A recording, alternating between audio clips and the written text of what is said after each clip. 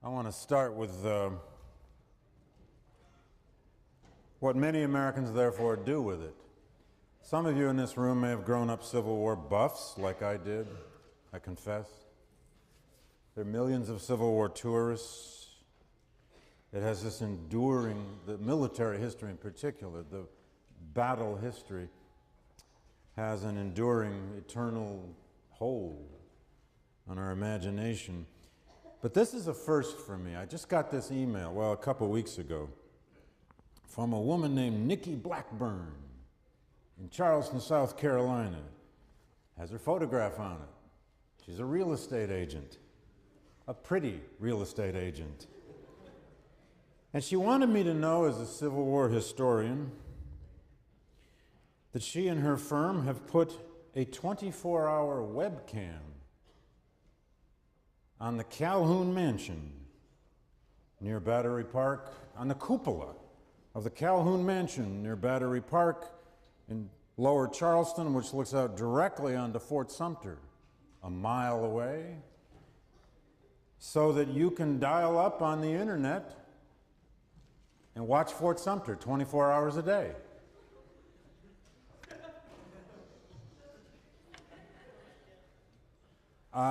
I've experienced a wide variety of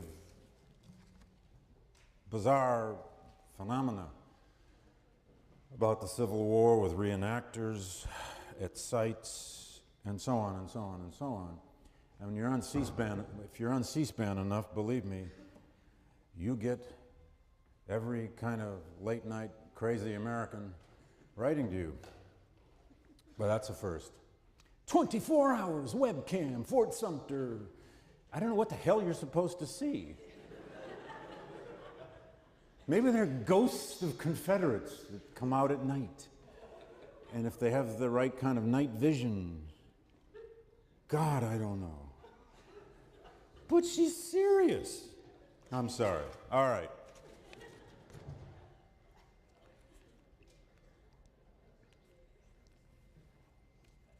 In 1863, on the beautiful little hilltop cemetery on the south edge of the town of Gettysburg, Pennsylvania, small, sleepy town with a large population of German immigrants, a couple little shoe factories, a crossroads town, market town. They had a cemetery in this beautiful setting. And over the archway, or as part of the archway into that cemetery that would soon become famous, there was a sign that read, quote, "All persons found using firearms on these grounds will be prosecuted within the utmost rigor of the law." Irony makes the world go round. The world go round. Okay, today I want to take up with you at least the beginnings of the question of Confederate defeat and Union victory. We're going to focus in particular on battlefronts. There are numerous reasons, explanations, causal interpretations for Confederate defeat and Union victory that have flowed forth in Civil War scholarship for years, and we began to have a new kind of heated argument about it, at least in books, about 10 years ago, in part because of a series of two books by historians named Hathaway and Barringer. They wrote two big tomes. One was entitled "Why the North Won the Civil War," and the other was entitled "Why the South Lost the Civil War." Not very subtle titles. And they were the ones who posited, more than anyone ever had before, in a much more sophisticated way, and I want to come back to that, and it's part of exactly what's at stake in these two wonderful books you're reading, or have read, or are about to read, by Drew Faust and Gary Gallagher. Gallagher's Confederate War and Faust's Mothers of Invention take up this question of the so-called loss of will. Did the South lose the Civil War because it ultimately lost its will to sustain the fight? There are many sides to that argument, and I'll take it up in a moment. I want to do it I don't know what's happening to my sound. It's your sound? It's too high. Turn it down? How about that? How's that in the back row? All right, good.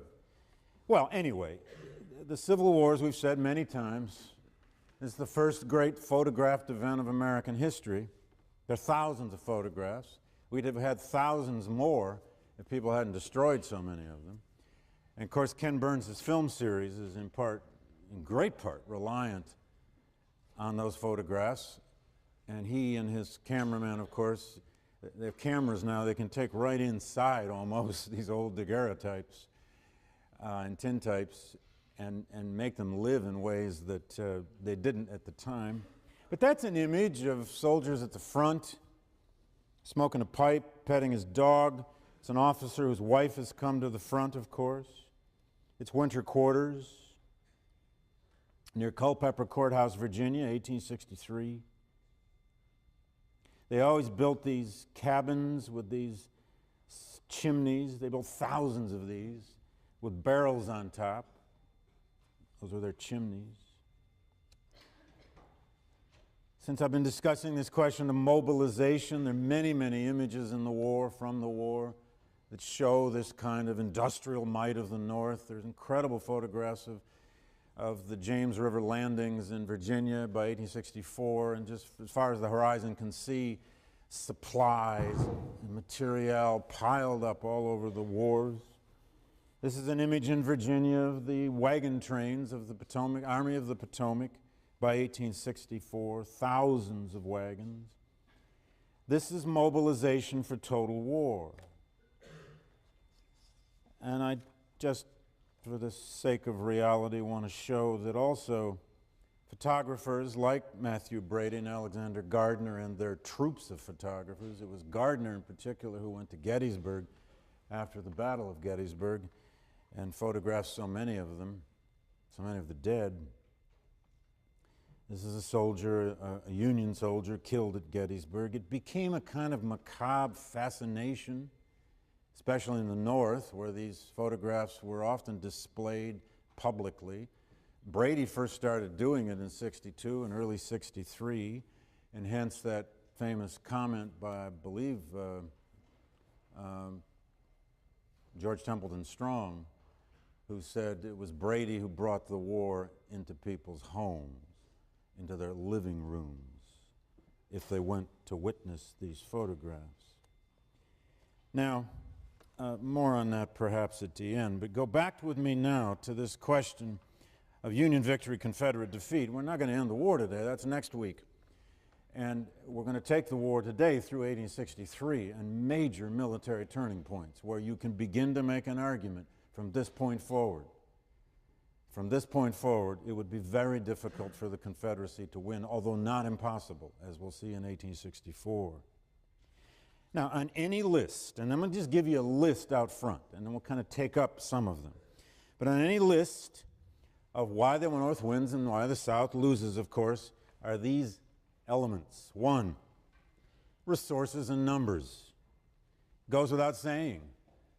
In a world of war that is becoming more industrialized, more modern in its weaponry and its, to some extent, its tactics, although that's one of the reasons, of course, casualties in this war were so ghastly, because they were fighting with much more modern weapons, repeating rifles, and of course the rifled musket that could actually hit something at 800 yards and could be deadly at 200 to 300 yards. Think of that.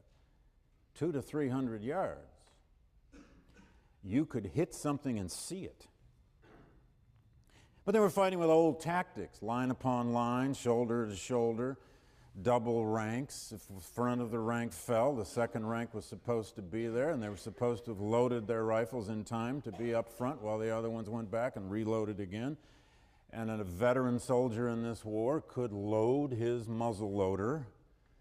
You had to load the mini ball and the cap back here, and then with your ramrod, a veteran soldier could do that without pressure about 3 times a minute.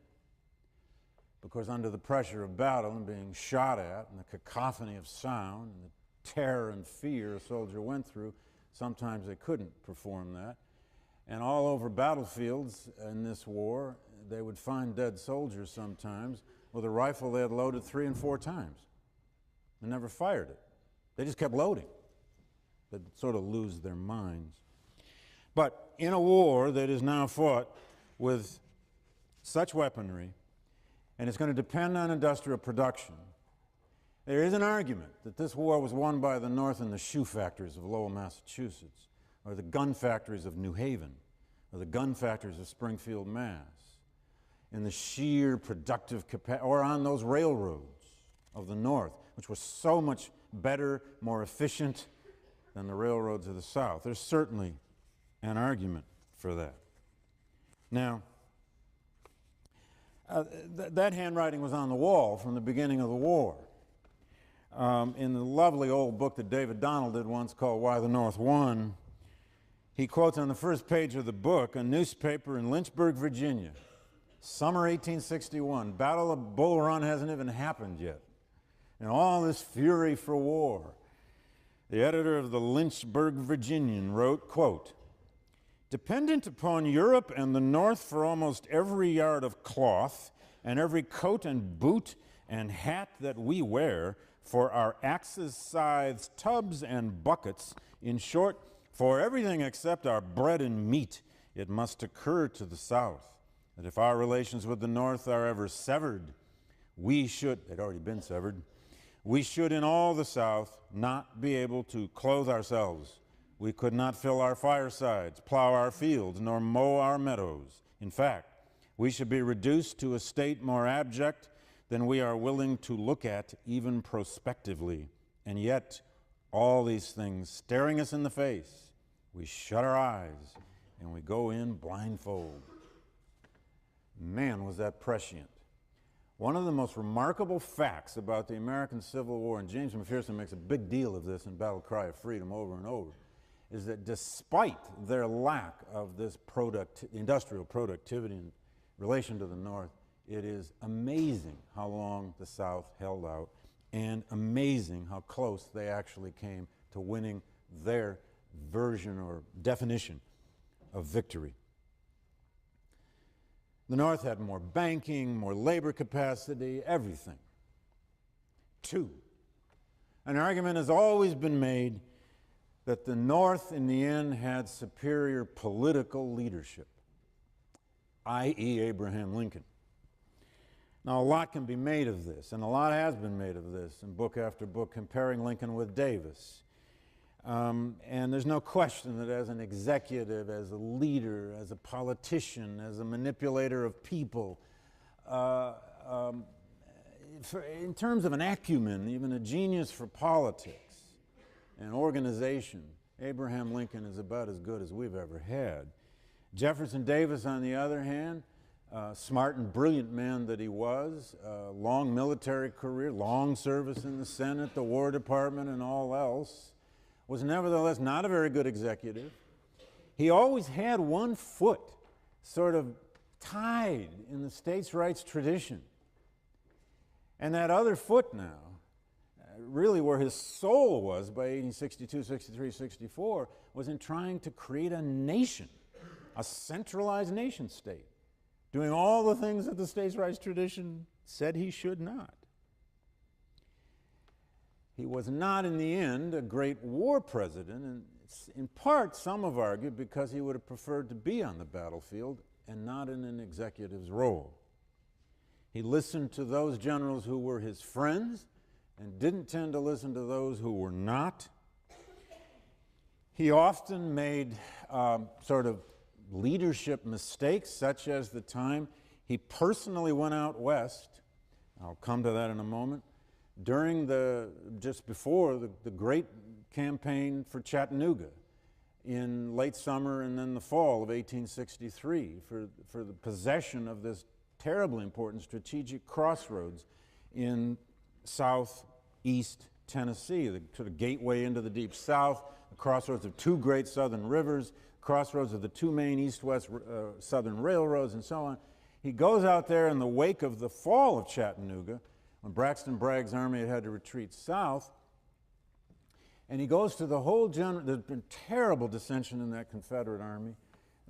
All the generals wanted Bragg fired, and Davis goes out personally to the camp, gathers all the generals around with Bragg standing there, and asked all the other generals whether they thought they should have a new commander. And to a man, they basically all said yes in front of their commander. And then Davis reappointed him. It was one of the most bizarre decisions of the war. Bragg was a disaster. But this is the sort of thing that, and Davis and Bragg went back years, and they were old friends, and Davis made some strange decisions. But Davis also was handicapped tremendously, politically, by this states' rights tradition, and I would argue one other thing, and it's really a third reason you can put on this long list of why the North's going to win this war. The North had an existing political culture. It had an existing political party system. Now, we can argue that that political party system was greatly divided, and it was. By '63, you've got what are called peace Democrats. The Democratic Party in the North is beginning to argue for a negotiated peace, an end to the war, a divided America, a Confederate States of America, United States of America. And in 1864, they're going to run McClellan on that platform, and we'll talk about how pivotal the '64 election was next week. But you had an existing party system that could organize politics, that could organize dissent, that could channel opposition. And it also gave Abraham Lincoln the cudgel, or the whip of partisanship. He could build enough of a coalition to sustain not only the war effort, but also to pull off some of that remarkable legislation that I started to talk about last time, especially economic legislation that really, in some ways, for a while at least, transformed the American central government. Fourth, one of the principal reasons the North's going to win this war is that it does ultimately, through some remarkable diplomacy, especially by Charles Francis Adams in London, the U.S. ambassador to Great Britain, grandson of John Adams, son of John Quincy. The fact that in the end, the Union government succeeds in keeping Great Britain ostensibly out of the war, at least militarily, mostly out of the war, is absolutely crucial to Union victory. Had Lee won at Antietam, this is what McPherson means, and many other historians were really doing this before Jim was, but he's made it his own argument that you can't understand Union victory and Confederate defeat without dealing with all kinds of contingencies, moments in the war. If this hadn't happened, then that can't happen. If that doesn't happen, then that can't happen. And so putting your eggs in any one basket to explain this, or for that matter anything in history, is a bad idea. But one of those contingencies is, if Lee wins at Antietam, succeeds in moving further into the north, threatens northern cities, and the British government formally recognized the Confederacy and formally sent British troops to fight with the Confederacy, rather than just, in a sense, sending them a shadow navy, which was helping the Confederacy and building them ships, could have had a very different outcome to this war. If the United States had had to fight a second front in Canada against the British, just imagine the possible outcomes. So, very important factor. Fifth, much has always been made about the so-called, in the end, superior military leadership of the North, in the end. And we'll deal with this much more next week, a little bit today, when Grant and Sherman and Sheridan and General Thomas and a few others actually finally become the principal leaders of this entire, ultimately coordinated West and East strategic effort against the South. You can argue, although I think too much is often made of this, you can argue that in some ways Grant won the war.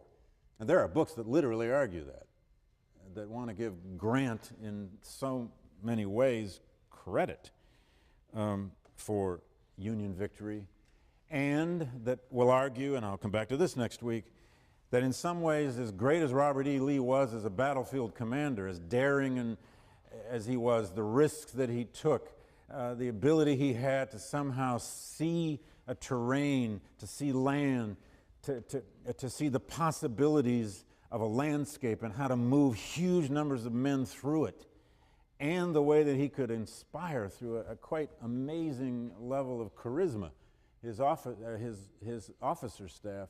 There's a lot to the fact that Robert E. Lee himself had a lot to do with sustaining the Confederate war effort as long as it lasted. And Gary Gallagher is going to make a pretty big deal of that in your book, Confederate War. It's just worth remembering that Gallagher's source set, by and large, is the Officer Corps of Lee's Army. That's a fine book, but you got to remember where his sources are coming from.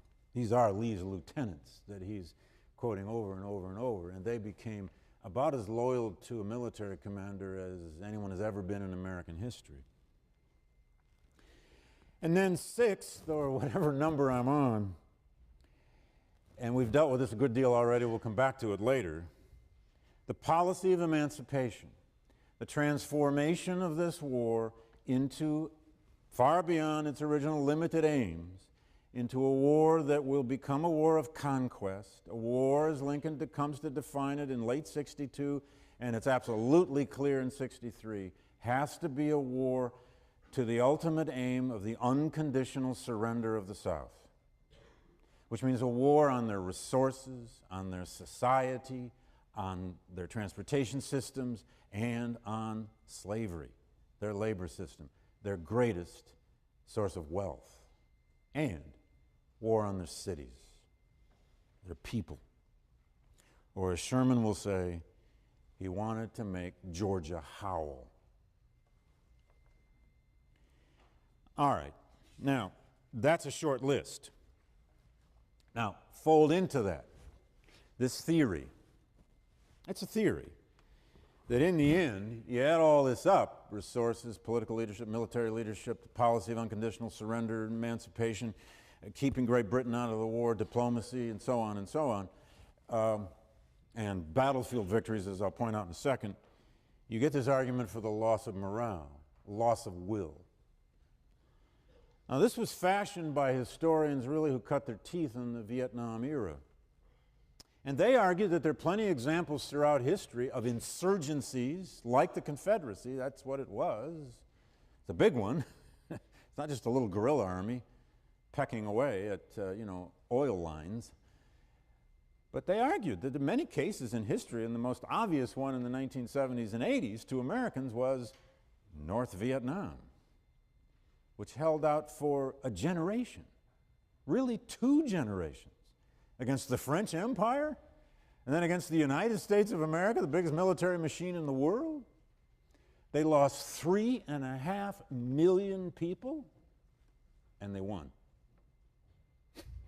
So suddenly, through that experience, through those eyes, some American historians began to look back at the Civil War and say, wait a minute here. Why didn't the Confederacy hold out even longer? Yeah, there were bread riots. There was some starvation. There was a hell of a lot of desertion. But maybe that's telling us something. That in the end, it wasn't just Marse Robert and his loyal men. It was the civilians behind the war. It was the home front. This is what Drew Faust went to all these women's diaries to try to test. And the argument essentially is that the South didn't have a sufficient degree of nationalism, of an emotional, psychological devotion to a historic nation state that they would do anything to save and preserve, in the ways, let's say, that the Germans did to the absolute bitter end against the Russians and the Allies on the Western Front in the Second World War. Barringer and Hathaway loved the example of Paraguay. Nobody knows anything about the story of Paraguay and the way it held out against Brazil, I think it was, as an early 20th century example. And there have been other kinds of guerrilla insurgencies over the years. At the bottom of this argument was, why didn't more Confederate forces, rather than surrender, go off and form guerrilla bands? Why didn't the American Civil War end the way so many civil wars end? They never quite end. Band of 20 men here and 300 there, going off into the hills, supplying themselves somehow, forming a kind of alternative insurgency that never quite dies. You read a lot of lost cause literature by the late 19th century, and you would almost think that is what happened. But it didn't happen. Behringer and Hathaway have also argued that in part, the South, once it begins to lose the war in 63 and 64, that it was Southern Unionists that began to come to the fore, that there were large pockets of unionism, people who didn't really support the Confederate war effort in Western Virginia, Western North Carolina, Eastern Tennessee, upland Georgia, and those hills that Sherman's army begins to move through and discovers there's some white folk around who want to support him. In fact, Sherman was much kinder to those Georgia whites than he was to those Georgia blacks who tried to gain freedom by coming to his army. More on Sherman's racism next week. Now, in the end, this is an argument that what the South lacked was a deep, mystical, emotional level of nationalism. Well, that's been countered. That's been countered by numerous historians. Drew Faust is one of them in an earlier book called The Creation of Confederate Nationalism. She's been joined, or she actually joined, a whole group of historians studying this idea. It's been one of the recurring, fascinating questions about the Civil War. And the question is essentially, what kind of nationalism did the Confederacy actually develop? After all, it only lasted 4 years. I mean, the question really is, was there a Confederate nation? Or were they just a band of states that came together in military defense of homeland? Well, there are arguments on all sides of this. And I'll just say a couple things. I think those, it's Drew Faust, it's John McCardle, numerous historians. The weight of the best argument, I think, is that the South did indeed, rather quickly, and there's a lot of lessons in this historically, develop a serious level of this mystical kind of nationalism. They developed an ideology that they said their nation was based on. They said right up front, the beginning of the war, Jefferson Davis, speech after speech after speech, he said the Confederacy is the logical vessel of the American Revolution. What the Confederacy really was the carryover of 1776. 1861 was 1776. That George Washington, they will argue, was the founder of the Confederacy. That true American democracy was in this resistance to centralization. They created seals and songs and images and heroes and paintings, poetry, all over the place. They used religion, the same kind of millennial Christianity, the same kind of theory of a divine providence that Northerners are praying to and arguing for is the same kind of millennialism the Confederates are going to argue for. They're going to say that they are the chosen nation. All over the place among Southern clergy, that argument is put forth, especially early in the war. And then lastly, slavery. It is in some ways almost amazing how much Southerners began to defend slavery and the ways they began to defend slavery during the war, and the ways that they began to link it to their nation, the Confederacy, of how the Confederacy was put into this world to perfect slavery, to improve it, to show the world that this slave society, this system, this biracial system where one race is the labor and the other race is the educated, to show the world the possibilities of that. They even developed a whole variety of traveling Confederate minstrel groups. Minstrelsy had been primarily a phenomenon of the North. Often the audiences were largely white working class. But during the war, suddenly you had these Confederate troops of minstrels all over the place. And new songs and new poems were written that were tied now to the sort of fate of the Confederacy. I'll just give you one example. There was one minstrel troupe known as, and these were whites in blackface. keeping morale up. One of them was called Lincoln's Intelligent Contrabands. And one little verse ran, "I'd rather work the cotton patch and die on corn and bacon than live up north on good white bread of abolition making." And it gets worse, and it goes on and on. And the story or the argument of all these Confederate minstrel songs and the poetry they're based on is that black people don't want to be free. They don't want anything to do with this free labor nonsense. They want to stay where they are. Now, I invite you to read Gallagher and Faust on this, and Gallagher's going to make a pretty aggressive argument against the loss of will thesis. And he's going to argue that Confederate nationalism ultimately resided in those armies, the armies that stuck it out against almost unbelievable odds. All right. But in 1863, the war had major military turning points. And let me take you through some of that. Well, the three major ones, with some dispatch. But these are, on that short list of, I believe, 5 major turning points in the Civil War, I mentioned Gettysburg and Vicksburg. Well, kind of add to that, if you would, the fall of Port Hudson, only a week after Vicksburg out on the Mississippi, and then the ultimate fall, final fall of Chattanooga to Union hands by the fall of 1863. Now, some maps are in order.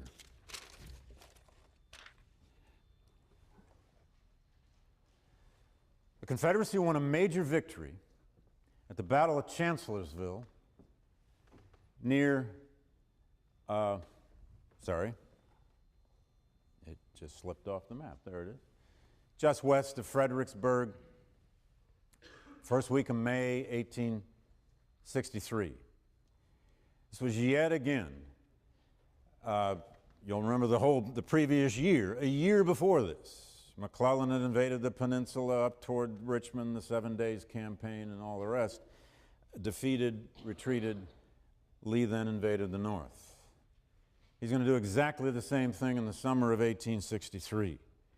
In the wake of what was truly, without a question, a decisive victory at Chancellorsville, Lee held a council of war in Richmond with Davis and other generals. This time, of course, Stonewall Jackson was not there. He was shot and killed by his own men after the battle at night of Chancellorsville. He lived about a week. That little house where he died and amputated his arm is a shrine today. If you want to see some Civil War weirdness, go to the Stonewall Jackson Shrine. And if you ever saw the movie if you ever endured the movie Gods and Generals, all 4.5 hours of it, which I did because I had to write a review of it, you know that they took almost a half hour to have Stonewall Jackson die. I'm sorry for those of you who are Stonewall Jackson fans. It's just quite remarkable. But at any rate, Lee lost a terribly important commander then, there's no question about it. And it will always leave in Southern lore, what if Jackson had lived? Or what if he'd had Jackson at Gettysburg? What if he'd had Jackson at Cold Harbor, wherever? At any rate, Lee went to Davis and said, let me invade the North again. Davis was a little cautious because the first time it didn't work, and they almost lost the war a year ago. James Longstreet, now second in command to Lee in the Army of Northern Virginia, had another idea, and Longstreet almost always did. And there's a whole debate in Civil War military history about just whether Longstreet should have been listened to throughout '63. Longstreet's idea was to take at least 2 divisions, if not an entire corps of infantry, as many as possibly 20,000 men, and move them out west. Because Longstreet worried that the war was being lost in the West, and you know what? He was right on that. But Lee said no. And always in Civil War scholarship, there's been this question, did Lee ultimately lose the war because of his obsession with Virginia, his home state, his homeland, and not allowing Confederate troops to be moved west? Well, they weren't moved west, not at this point in time. All over the war now, even though Lee had won this major victory at Chancellorsville, the Confederacy was potentially hemmed in. Potentially. So, Lee's response to this was daring. And had he won at Gettysburg decisively, we wouldn't be, well, I don't know what we'd be debating. I'm not sure I want to know what we'd be debating. But Lee did decide to go west, up over into the upper Shenandoah Valley, and invade this time all the way into Pennsylvania, which he did in June 1863. Lincoln's commander of the Army of the Potomac, now seriously defeated, was a general named Hooker. Hooker resigned on the 28th of June, 1863, and was replaced by a general named George Gordon Meade only 3 days before what would become the greatest battle of the war. What Gettysburg became was in some ways an attempt by the the Union armies, I'll prove that for you. It's an effort by the Union armies, blue here of course, to catch up with Lee's army as it invaded up into Pennsylvania and to stay between Lee's army and Washington, D.C. It's in some ways a replay of what had happened just the year before. Now, they actually ended up meeting at this little town of Gettysburg almost by mistake. They hadn't planned that. Lee wanted to move all of his troops into central Pennsylvania. The whole idea here was to live off the land and the rich farmland of Pennsylvania, to take the war out of ravaged central Virginia, relieve Richmond, and Lee believed tap into the war weariness of the North and possibly even reinvigorate British intervention. There wasn't a lot of likelihood at that point, but he hoped, at any rate, that there might be some possibility. It was a great calculated risk. Had it worked? Who knows? It did not. They collided near Gettysburg because a group of Confederate infantry were marching toward the town from the west on July 1st, 1863, because they'd heard there were shoes in Gettysburg. And they were confiscating, by the way, everything: cattle, hogs, food, everything they could take from Pennsylvania farms. And rather than tapping into war weariness in the North, what Lee accomplished was to stimulate resistance in the North. Nothing like an army invading your land, stealing your animals, to cause you some consternation. Lee's army also took scores of free blacks living in southern and central Pennsylvania and shuttled them quickly back into the South as slaves. And when this got into the press, it also had an effect on Northern morale. The first day at Gettysburg, and I can't go into the kind of detail I'd love to here, and I know some of you would like me to, although I'm going to invite those of you who are military history enthusiasts to an evening session, perhaps next week, perhaps the week after, on a Wednesday if anybody wants. But we can go into more detail on this, and you can open your veins and get a really good shot of military history if you'd like. And if you OD, that's your fault. The first day at Gettysburg was a Confederate victory, almost a complete rout. It's actually nighttime that stopped it. The second day at Gettysburg, if you look at this map over here, you'll note that the Union battle line, the Union Army barely got there in time by the second day to actually oppose Lee's army. They had marched all day. Some of these Union troops had marched 30 miles in a day just to get there. But the second day at Gettysburg were attacks, massive attacks, on the two ends of the line, the left flank and right flank of the Union armies, which were both very high ground. If any of you have ever, how many of you have been to Gettysburg? You know Little Round Top and Culp's Hill then, large hills. Huge battles were fought on those hills on July 2, 1862, with huge numbers of casualties, especially for the Confederates. By the third day, Longstreet urged vehemently that Lee retreat, a strategic retreat, and move southward, and then toward Washington and threaten the U.S. Capitol, but to choose other ground to fight on because of the way these hills and ridges were set up in front of them. Longstreet counseled a kind of strategic defensive move. They are on enemy land, enemy territory. Every day is a total risk here. And they've got a real problem with their supply line. But Lee said no. His blood was up, and there's evidence all over the dispatches. Lee wanted to win there. He wanted to fight. And I'll come back to this question next week about Lee's own psyche for war and what they said happened to his eyes when it was time for battle. So on the third day at Gettysburg, he ordered a concentration at the center, and it became the largest military assault of the war, the largest infantry assault of the Civil War. It's known as Pickett's Charge because it's named for one of the three division commanders who led it, George Pickett, who hid behind a barn through the whole damn thing, by the way, while two of his brigade commanders were killed, and all of the 13 colonels in his brigade were killed or wounded. But Pickett's charge, a charge of 13,000 men for 1 hour across a wide open field, slightly rising toward a ridge, lasted about 1 hour. And almost exactly one half of those 13,000 men were killed or wounded and never got back to the ridge they started from. It was Lee's greatest mistake in the Civil War. He knew it. He rode out in the middle of this field when the thing was over as the men were straggling back, those who survived, and he kept going up to them and saying, "It's all my fault. It's all my fault. It's all my fault. Please help me."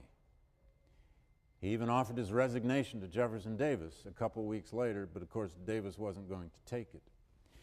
The great significance of Gettysburg is many things. It's several things. It's the greatest battle of the war in terms of its sheer scale. Casualties were ghastly. 28,000 casualties in 3 days. That's dead, wounded, and missing on the Confederate side. 1/3 of all the men engaged were dead or wounded at the end of it. On the Union side, there were 23,000 casualties. That's 1 of every 4. My guy Charlie Brewster, whose letters I edited, was actually held in reserve. They didn't even get there in time. The 10th Mass was brought out to be burial crews. And his letters about the fields at Gettysburg are just quite almost unbelievable. There's a particularly poignant letter where they always rifled the pockets of the dead. He rifles the pockets of a dead Confederate soldier, and in his pockets is a love letter home. And he reads that letter, and he quotes from it to his own mother. And then he buries the guy and saved the letter. And this was his job for about 3 days in a rainstorm, burying Union and Confederate dead. It is the carnage at Gettysburg, the vast number of dead, 56-odd thousand casualties overall, that forced the United States government to create the first national cemetery, which would be created at Gettysburg, and that's, of course, why Lincoln went there the next fall to give the Gettysburg Address. Now, but strategically, it's hugely important. Lee had to retreat as fast as he could. The great problem now for the next week was whether Meade, the Union commander, would follow this up and push like hell in spite of how badly hurt his army was. And Lincoln was sending dispatch after dispatch to Meade, "Please move, you've got them in your..." Lincoln was saying things like, "You've got them in your grip, destroy them, the war will be over, the war will be over." And Meade didn't move for 3 days. And Lee's army escaped. On the 13th and 14th of July, on a pontoon bridge they hastily managed to build, what was left of Lee's army managed to get across the Potomac River back into Virginia to fight again. Gettysburg's a major Union victory, but it could have been even bigger. Out west, and terribly important, you could argue even more important, were the sieges and the capture of 2 major places, I guess you'd call them fortresses or ports, along the Mississippi River, Vicksburg and Port Hudson. Vicksburg was laid under siege. Vicksburg had been brought under siege for months by a Union Army commanded by Ulysses Grant.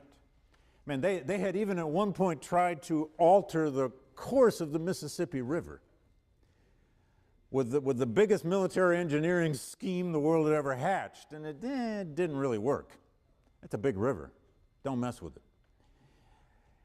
But finally, Grant was able to put Vicksburg in the spring of 1863 under siege, mostly from the east. And it was especially under complete lockdown siege from May 22nd to the first week of July, in which time the civilian population of Vicksburg that was left and a roughly 30,000 garrison of a Confederate army began to starve. The civilians were living in caves because much of their housing was destroyed by artillery bombardment. On June 28th, the Confederate commander John Pemberton received a petition from his own troops, signed by lots of them, which said in part, quote, "If you cannot feed us, you had better surrender." And so Pemberton he asked for surrender terms. He met with Grant on the 3rd of July, the same afternoon as Pickett's charge is happening in the east. They don't know it. And Pemberton surrendered 30,000 Confederate troops in the blink of an eye on July 4th, 1863.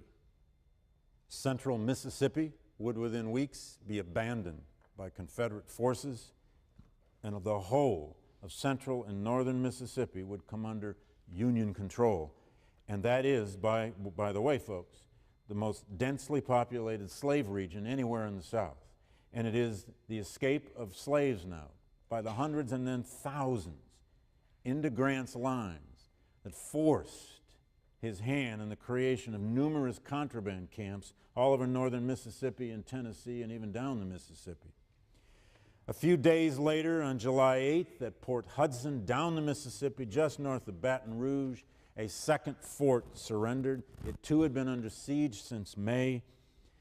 And when Port Hudson surrendered, the Mississippi River now was completely in Union hands and Union control. On the 16th of July, a merchant steamboat tied up in New Orleans, having successfully traveled from St. Louis all the way down the river, unharassed at all by Confederate guns. And Lincoln famously wrote his memo or telegraph to Grant saying, "Now the Father of Waters again goes unvexed to the sea." It's terribly important because if you just look at a map, you realize now that by controlling the entire Mississippi River and the region around it, you not only are sowing havoc into Southern society, freeing slaves, confiscating land and property, controlling the South's greatest seaports, but you've cut the Confederacy in half. And one of the Confederacy's largest supply lines was through Texas. They were actually being supported to this point in time by the French through Mexico. Oh, that was a supply line that never worked terribly well. Now, clock is running out on me. That's okay, because what happens at Chattanooga doesn't happen until I think that's the end of 1863, which is a nice place to pick it up next time. But let me leave you with this.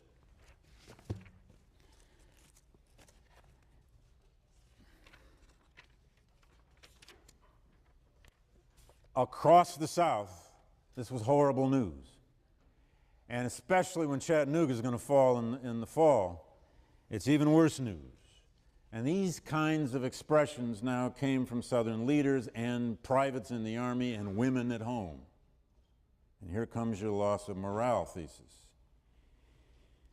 On July 28th, after the fall of Port Hudson and Vicksburg and the debacle, the disaster at Gettysburg, the Confederate Chief of Ordnance, Josiah Gorgas, wrote into his diary, quote, "Events have succeeded one another with disastrous rapidity. One brief month ago, we were apparently at the point of success. Lee was in Pennsylvania threatening Harrisburg and even Philadelphia. Vicksburg seemed to laugh at all of Grant's efforts to scorn. Now the picture is just as somber as it was bright then. It seems incredible that human power could effect such a change in so brief a space. Yesterday we rode on the pinnacle of success.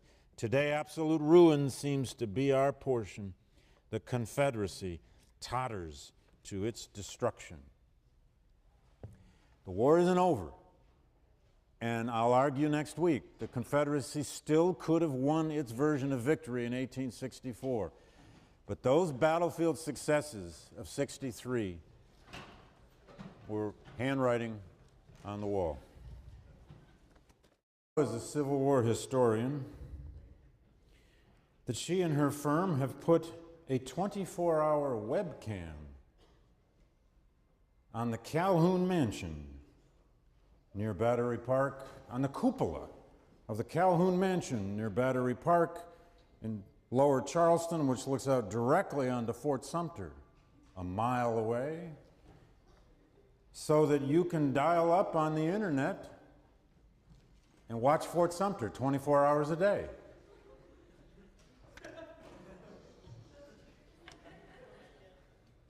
I've experienced a wide variety of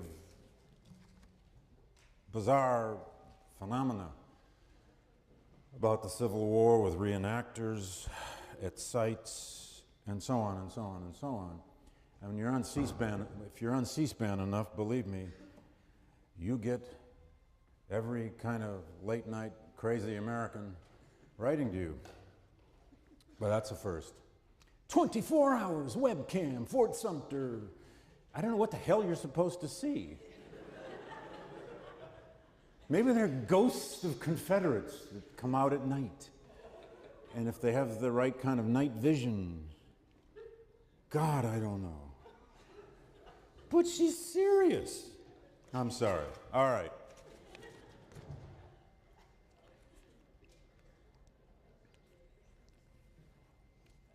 In 1863, on the beautiful little hilltop cemetery on the south edge of the town of Gettysburg, Pennsylvania, small, sleepy town, large population of German immigrants, a couple little shoe factories, a crossroads.